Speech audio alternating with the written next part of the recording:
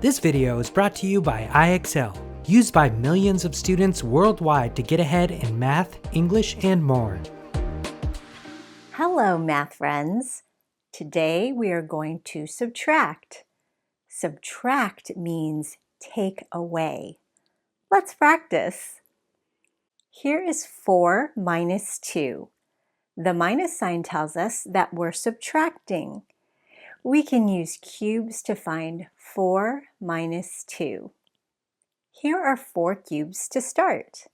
1, 2, 3, 4. Since subtract means take away, let's take away 2 cubes to subtract 2. Ready? 1, 2. How many cubes are left? Let's count. 1, 2. There are 2 cubes left, so 4 minus 2 equals 2. Great, let's try another one. Let's find 5 minus 4. We'll use cubes again to help us. Let's start with 5 cubes. 1, 2, 3, 4, 5.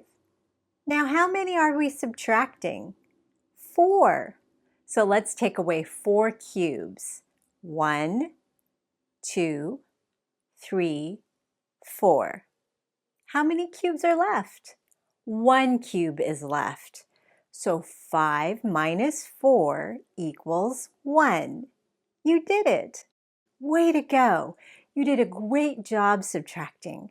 Remember, you can use cubes to help you. Head over to IXL.com for more practice on this skill and thousands more videos in math and language arts.